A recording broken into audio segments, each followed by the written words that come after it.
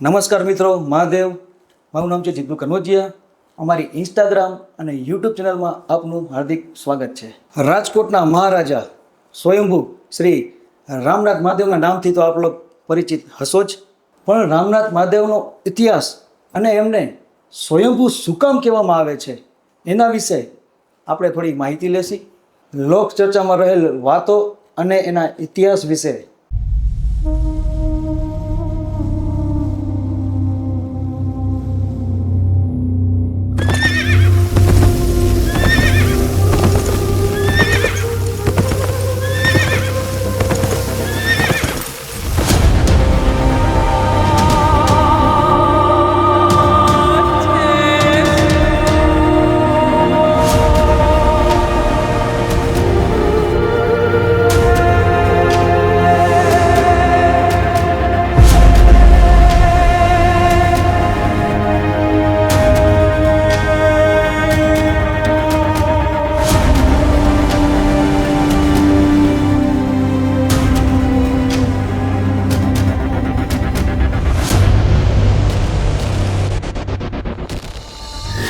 તો આપણે જાણીશું મંદિરના મહંત શ્રી સમીરગીરી અરવિંદગીરી ગોસ્વામી અને એમના બેન એટલે કે રશ્મિબેન અરવિંદગીરી ગોસ્વામી પાસેથી.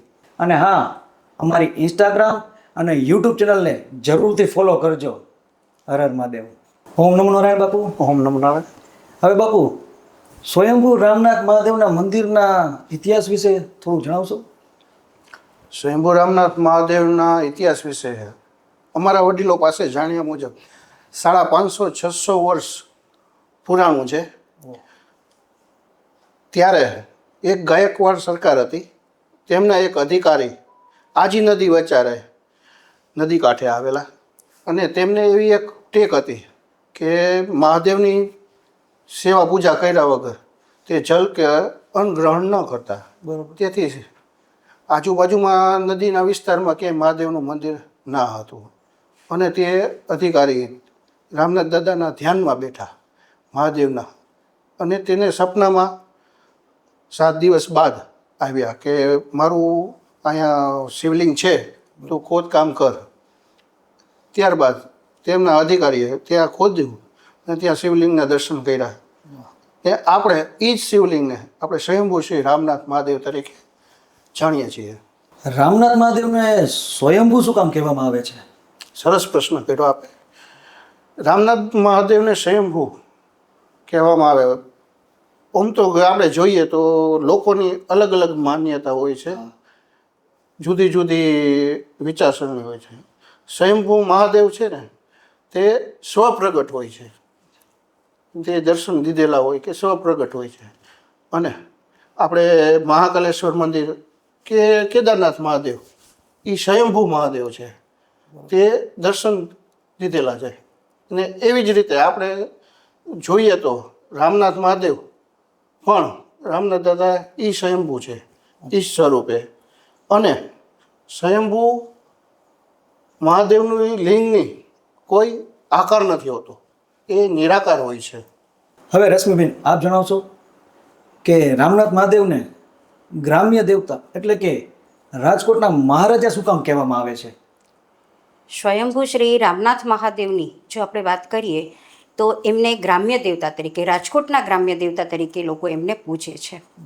ગ્રામ્ય દેવતા એટલે તો કે એ જે તે વિસ્તારની અંદર, એટલે કે આપણે જે વિસ્તાર આવેલો હોય એ વિસ્તારની અંદર કોઈ મહારોગચાળો ફેલાયો હોય કે કુદરતી આપત્તિઓ આવતી હોય, તો એવી આપત્તિઓમાંથી એ દેવતાઓ છે તે એમને બહાર કાઢતા હોય છે.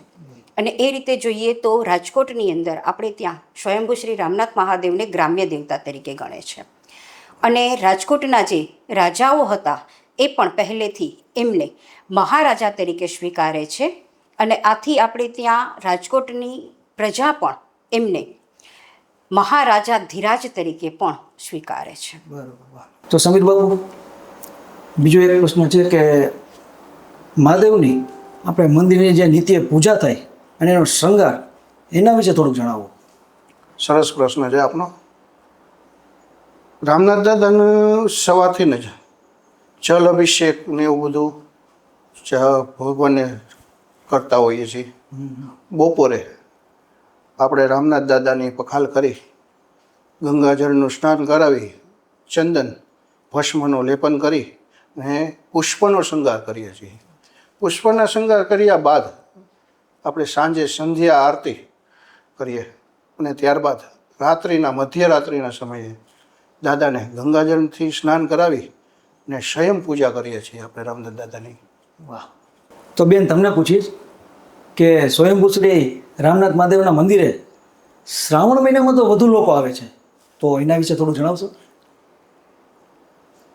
આપણે જો એમ કહીએ તો આપણા જે ગ્રંથો અને વેદ પુરાણો છે તેની અંદર શ્રાવણ મહિનાનું અતિ મહત્વ છે કે એ દરમિયાન જો પૂજા કરવામાં આવતી હોય તો એનું કંઈક વિશેષ ફળ છે તે પ્રાપ્ત થાય છે. આ ઉપરાંત આ મહિના દરમિયાન પૂર્ણિમાના દિવસે શ્રવણ નક્ષત્ર આવે છે, તો એ શ્રવણ નક્ષત્ર પ્રમાણે પણ પૂજાનું વિશેષ ફળ છે તે પ્રાપ્ત થાય છે. અને આથી આ દરમિયાન લોકોની અંદર એ શ્રદ્ધાઓ છે તે વિશેષ જોવા મળે છે. તેમજ આ મહિનાની અંદર તિથિ, તહેવારો અને ઉત્સવોનું પ્રમાણ પણ વધારે જોવા મળે છે. આથી પણ લોકો પૂજા અને દર્શન કરવાનો વધારે છે તે લાભ લેતા હોય છે. વાહ ભાઈ. તો બાપુ, હવે તમને પ્રશ્ન પૂછ્યું કે રામનાથ મંદિરે લોકો દ્વારા કઈ કઈ પૂજા કરવામાં આવે છે? સરસ પ્રશ્ન છે.